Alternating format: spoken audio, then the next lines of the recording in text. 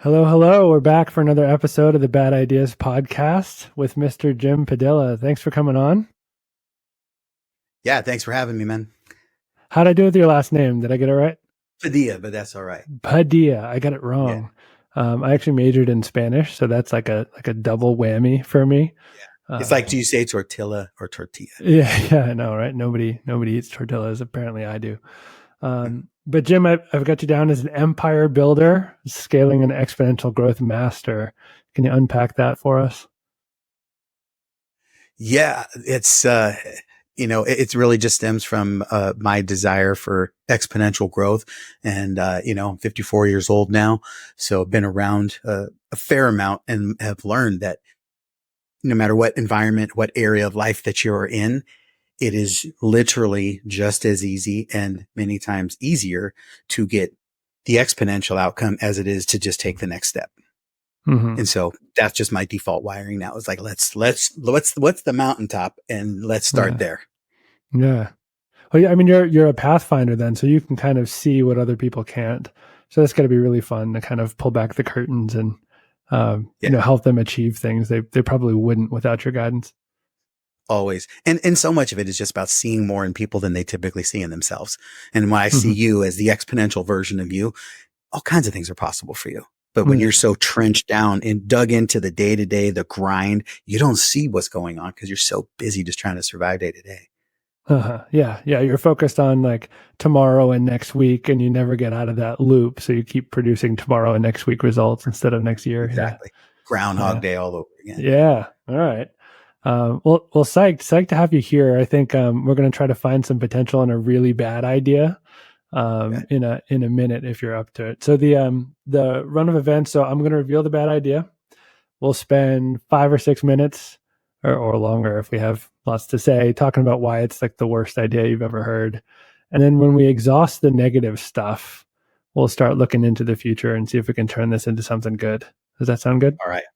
I will try my best, man. I'm Yeah. the eternal optimist. I see the opportunity in everything. So Yeah, we're gonna go I straight will to try good. to find the reasons it won't work. All right, all right. So here's the bad idea. So I mean, you haven't seen this before. I haven't seen this before. We're kind of unpacking this live. So bad idea for today is fortune cookie business plans. Create business plans written on fortune cookie messages, emphasizing the mystique and randomness of future success. Wow. All What's your right. reaction? Uh, Gimmicky, fun. It already, but just when you start focusing on what box in the brain to file it into, Yeah. it files into the things that aren't taken seriously. Mm-hmm. Right. Cause Yeah. that's the default as people. So, oh, fortune cookie automatically associated with things that aren't real or don't Yeah. matter. Yeah, right. So you couldn't really have a business plan on a fortune cookie. But I mean, have you ever seen a business plan that short? Like something so simple, stupid? I mean, I almost feel like that could be a good thing.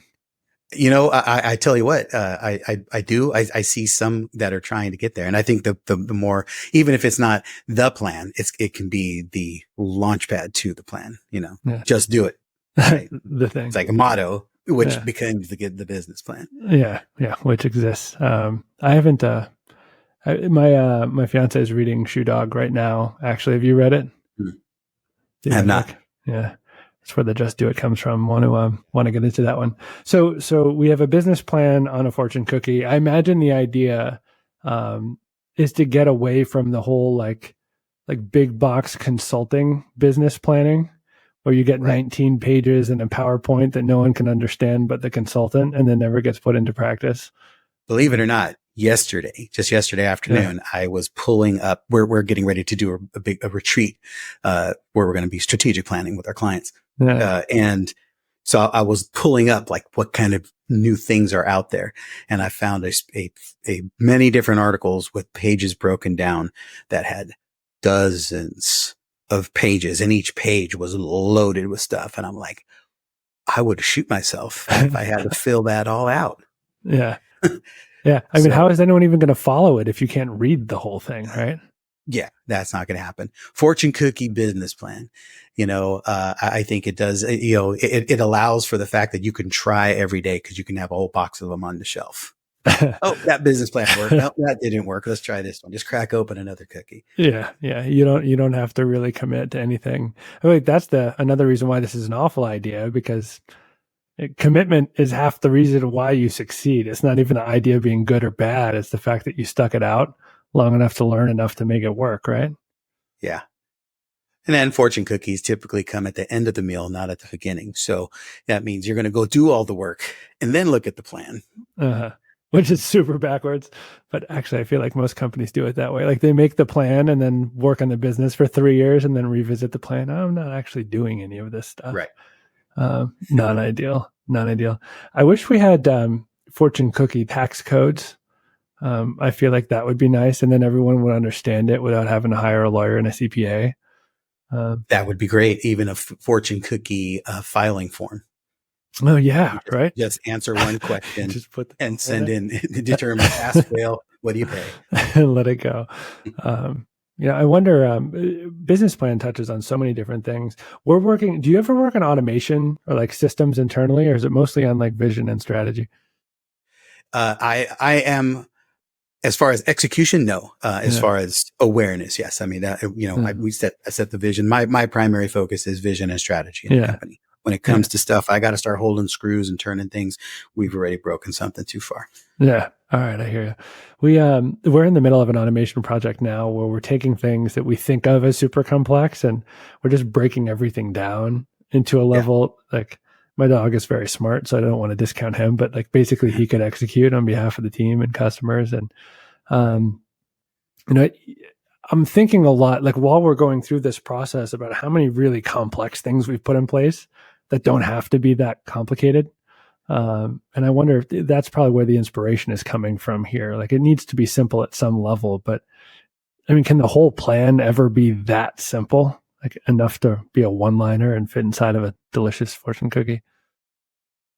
It can be a mission statement. It can be a vision. And I'll tell you what, I mean, you can. I mean, at the end of the day, as long as you understand it and the people who need to buy into it understand it, it's all that really matters. The rest of the world's irrelevant. If somebody else who isn't going to be executing on the plan has an opinion, it's basically interesting but not relevant. Yeah, I'm thinking about it's Simon Sinek, the Find Your Why guy. Yep. Have you read that? Yeah, I haven't read. I've watched that. That video is probably what got me consuming YouTube videos to begin with. I watched that video probably 100 times because I thought it was fascinating concept. I haven't even watched the video. I'm aware of his book. So you recommend? I'll go check that out immediately after this. Yeah. But I steal his concept from there all the time because when he talks about Apple, and I agree, I'm an Android user. I don't think anything superior is Apple. I don't care. It's just a machine. It's a mechanism. Yeah. But they have marketed it so well that they've convinced people that sound is better, images are clearer, and conversations are better, and you're just cooler if you have an iPhone, even though it's all bullshit. But well, it's marketing, right? They've marketed you as people like us do things like this. That's Simon's like thesis for that video talk. Yeah. I've been stealing that for a decade. Yeah. I don't want to reference back to studies because clearly my Spanish was so ineffective. But I did a minor study in social science with religion mixed in there. And it talks a lot about the fundamentals of religion as kind of building off of our need to be together. And I think that's what Apple has kind of done. And it's like tribalism, right?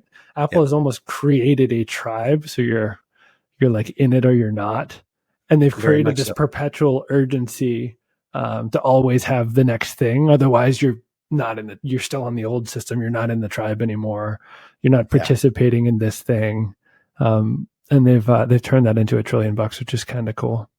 And if you after that talk and soaked in, you could define tribalism with that statement, like people like us do things like this. Yeah. Yeah, that's right there. I was thinking about that earlier today too. I'm a big time Kindle reader, but I do it on my iPad, which is all kinds of wasteful. But I was thinking about how Apple releases products with flat sides and then curved sides and flat sides in sequence. And I imagine someone decided to do that just so you feel old. Like if you're aware that the new thing is curved, you're holding the flat thing. Like this is old. to make you not feel like you belong. So you need to spend another $1,400 to get the newest thing.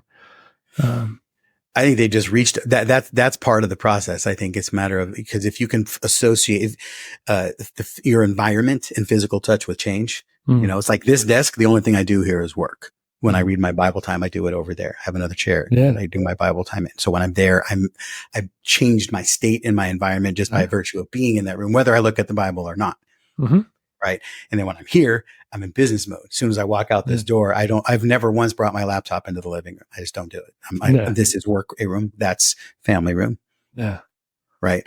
And so it's the same thing when I'm holding this. Am I feeling like I am growing, or am I feeling like I need to do something different? Yeah. Might be interesting.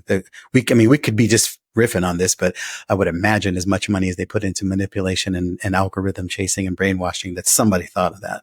Yeah, no, for sure. I mean, the algorithm's that dopamine hit, right? You feel like you're constantly engaged with something that isn't actually paying any attention to you, which is wild. Another conversation today, folks were joking about your phones recording what you say and then showing you things back based on that. And the contention, I forget what the talk was, but they said, no, it's just the algorithms are that good that they can predict that you will be talking about this thing at the time that you happen to be talking about it, which is just insane.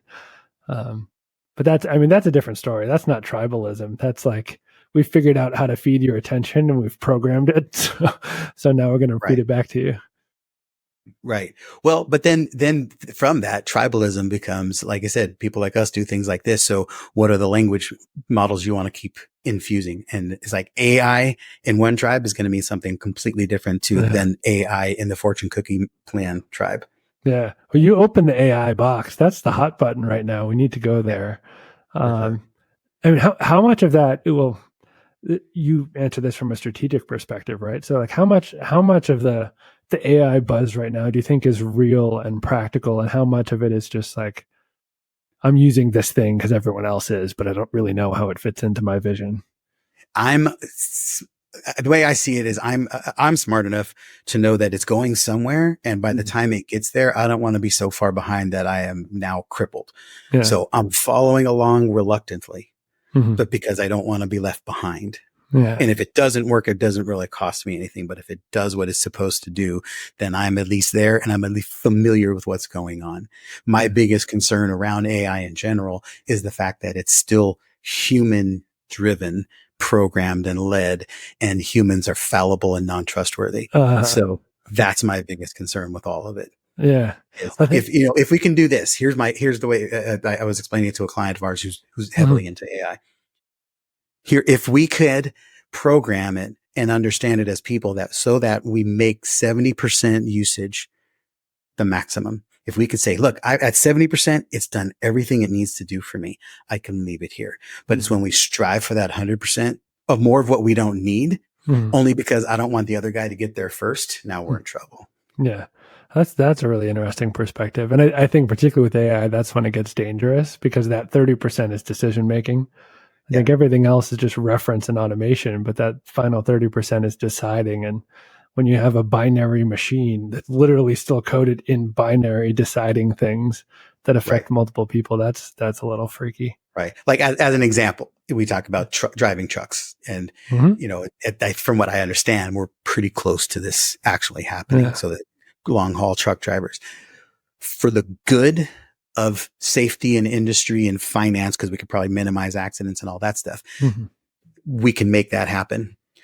But when we're going to unemploy however many millions of families, stuff, is that for the betterment of society or not? So can we use AI enough to eliminate or minimize accidents and save costs without damaging 5 million families in America? Yeah. I don't know. But somewhere there has to be a discussion about that. Yeah.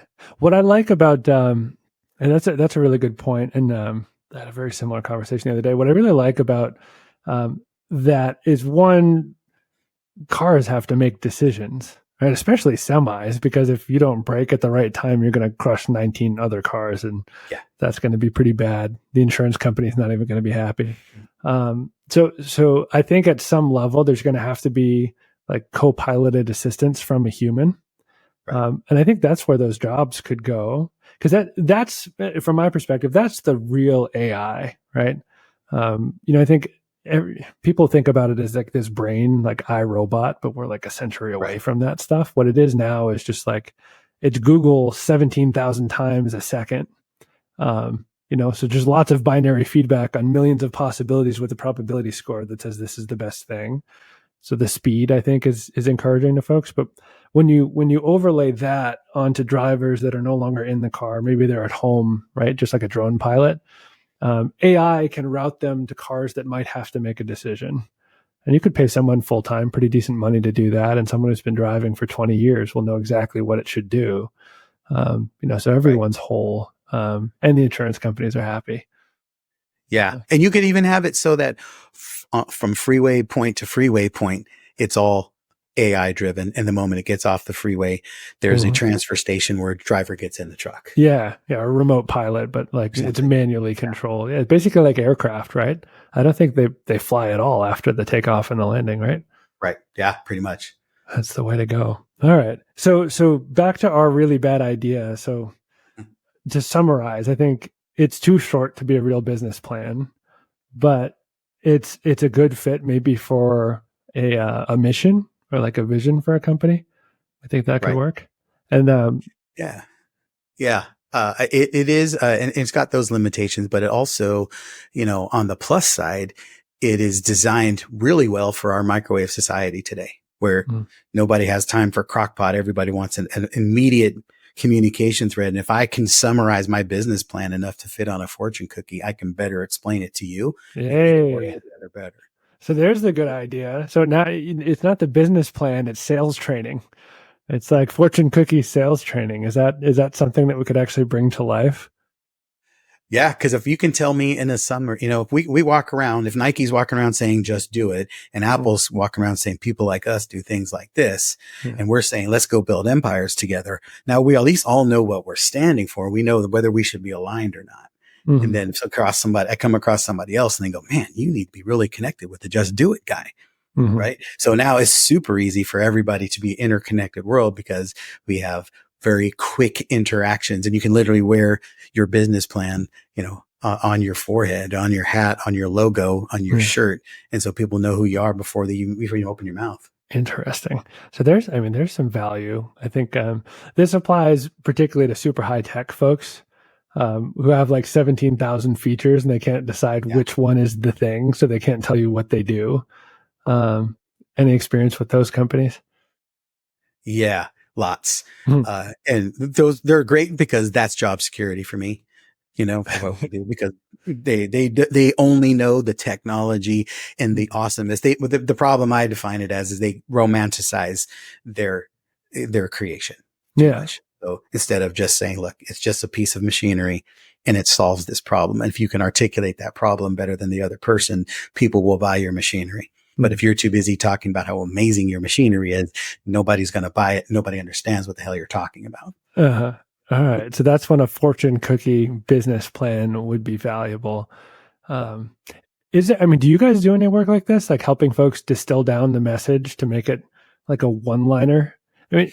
Yeah. Go for it. The short answer is yes. We were actually, my wife and I were just talking about this morning because again, we're going to do a retreat. We're bringing clients to a retreat in a couple next month, and what we're talking about is how do we take everything we do and put it into an acronym so that it is a slogan, but it means something. Like most acronyms don't mean anything, but like one of the things we're doing, we're working on the word viable. What we want to do is bring people to create a viable plan, a plan for viability in their business. And then every one of the letters means something specific, but the word viable also means something powerful.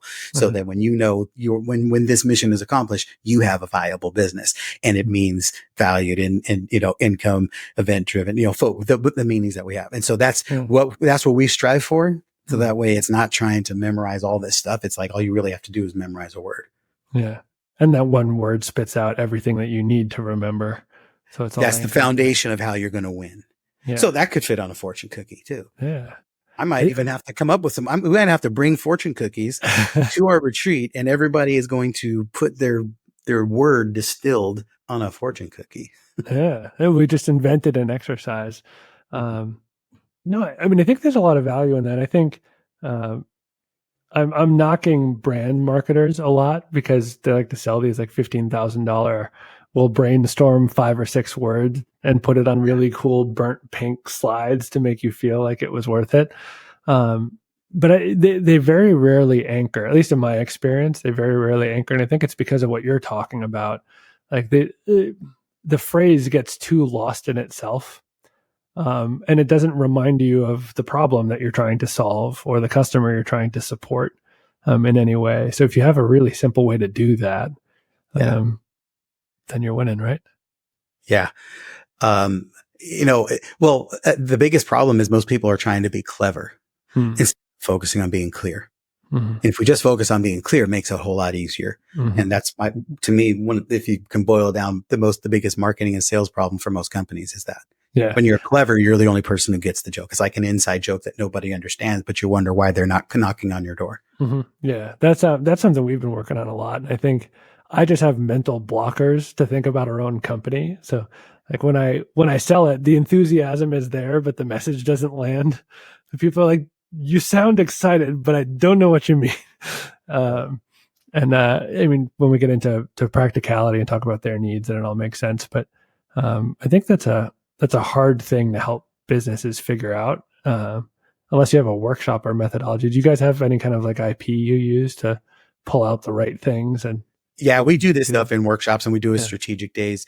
It's not something that most people are going to get in a exercise, in a it's meeting over time. but it's something you have to like I said, you have to de-romanticize the process. You have to separate them Mm-hmm. from the love affair they have with their offer or And their with features. or the way they named it or their features and Yeah. benefits. Cause they first have to understand that this is most about you being effective with it and you actually being able to help people with it. Not just that you have this cute thing that is painted red and called something specific because it was named after your Aunt Martha, right? That stuff doesn't matter to anybody but you. Yeah, yeah, which is a hard truth to tell, but you have a really nice way of delivering it.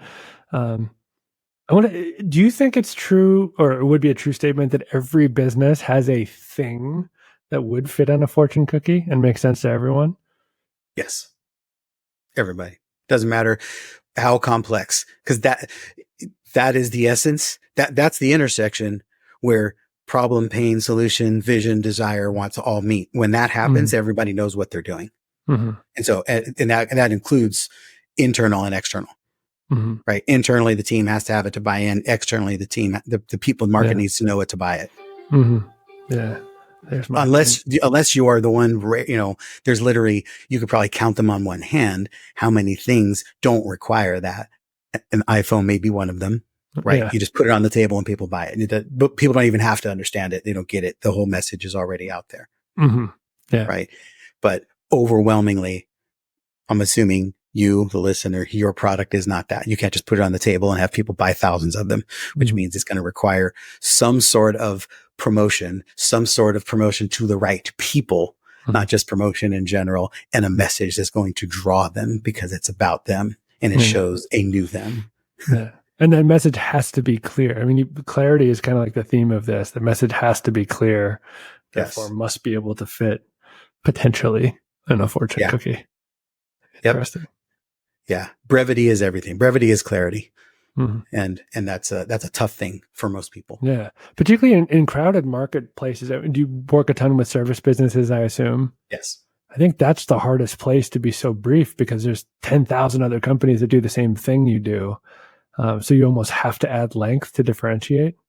Have you found that's the case? I think we've come to a place, there's a shift in the air, and I think it's been happening for a lot of the last decade, but definitely in the last couple of years, as the marketplace has gotten more crowded. And it's an alignment with the personality of the people. It's like you have to humanize your business. Mm-hmm. And as a human, you've got a fingerprint. You've got an active, useful print. How do I move through the world? You've got a buyer fingerprint, meaning everybody buys a certain way. Everybody prefers a certain way to buy things, a certain way to do things and make decisions. And your job is to know so infinitely well everything about your avatar, their problems and their solutions so that you know how they think. I'll be honest. I'm not a big fan of people who say you got to know what they want to say and use their words and engage the conversation inside Yeah. of their head. I think that's nonsense because most people have absolutely no idea Mhm. the level of the problem and how screwed they are because they're Mhm. not aware, they're in denial, or they don't know. And if they do know, they have absolutely no idea how to articulate the problem. So if you're busy trying to find some place to insert yourself in a conversation that they haven't figured out how to have, you are in a circle jerk. I don't even know how you get there. Yeah. Right? You have to be able Plus, to demonstrate the problem and the pain and the solution and have them see themselves in your story that you're articulating. Go, yes, that's me. That's it. You've mhm. said it. I get it. That's what I want. Or it's Yeah. either going to do one of two things. It's either going to trigger in them what they do know and what they want, or it's going to trigger in them something to repel against. They're going to say, no, it's not that, but it is this, right? Mhm. Because you give them Yeah. something to compare and contrast.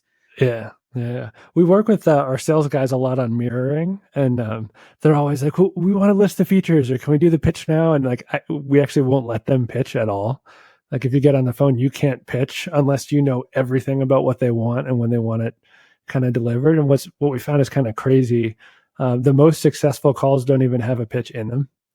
Right. The most successful calls are just when you're able to successfully mirror back the problem and the timeline to the customer. So without knowing anything about us as a service provider, if they feel like the problem is understood, there's a transaction that happens, which is crazy.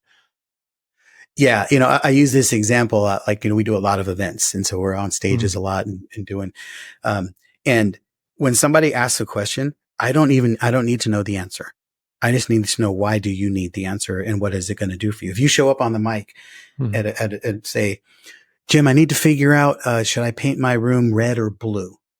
I don't need to know anything about your house, your history, your background. I just need to know why it matters to you and what's the benefit or what's the cost. What does it matter if you don't do it? What's the difference if you don't do either one? Why, mm, who else does it matter to and why? And what's this going to allow you to do? Who are you going to become as a result of this decision being made? Like all the same questions still apply. I don't even need to know the product. I just need to know everything about your pain, your solution, your consequence of not solving it, your desire and need to do something about it yeah. so that we now we've arrived at a decision together. Now we can open up the menu of the product. Mhm. Yeah. And that order is critical, right? I feel like there's such a trained desire to be like, let me tell you about my features and have you be wowed and then want to buy. But um, all these companies that are like sign up for a free demo, I can't imagine that works at all unless you're working for an enterprise and you have a budget and it's your job to spend the budget. Because like Right. nobody wants a demo of your stuff. They want to know how you can help them. It's like the opposite of what you want to do, right? Yeah. Well, but that's the problem with, I've been in sales, Mike, for 40 years Mm, and all the jobs that I had where I was selling something, 100% of those companies made the same mistake. You walk in the door and they give you a script and a mm, catalog. They demand that you understand product knowledge and how to sell the product, mm. but they don't teach you anything about how to diagnose the problem that the product solves. Yeah. Yeah. So how do you even match it to anything? Well, I mean, I understand the system, right? That like if you say this, you have X% chance of closing, this, and then I can pay for you. Right. But the flip side is so much easier. I mean, like it's wild. I'm all learning this firsthand. I haven't been selling for 40 years, or just been reading lots of books while we kind of hire out our team and watching how they do it. But Right. I mean, we have guys who don't know anything about our service that are just really good at figuring out what the customer wants, and they're Yeah. so successful. It's really wild. Well, that's where the whole fortune cookie thing, again, it's gonna rattle, it's gonna Yeah. play with me, but, because I'm good at getting inside of somebody else's core story. Mhm. Once I know what is at stake for you, why does this matter? Like I said, the whole red or blue, within a few minutes on the conversation, you're going to be able to recommend red or blue and why, Mhm. right? Or maybe you've Interesting. decided altogether painting's not going to happen. We're going to knock that wall down. I don't know, but we're going to get to some conclusion. But there's something there. There's some truth there. All Yeah. right. Well, I mean, that was a eloquent. I mean, you're the host now, right? That was an eloquent bring back. So back to our fortune cookie idea. This comes full circle. So it's a bad business idea because you can't put a full business plan on a fortune cookie. It's too short. Right. But there is value in brevity, and there's dare we say exponential value in brevity that everyone understands internally and externally around your organization. Is that kind of Yes. what we've gotten to? Yeah, for sure. I think the fortune cookie concept can certainly work inside of your community. You just decide what that community, whether that community is the 20 people that work in your company, or the 200 customers you have, or the 100 partners you have and the communities that they serve, right? You decide what's the proximity factor, but everybody has to have understanding to a degree to be able to buy into it. Interesting.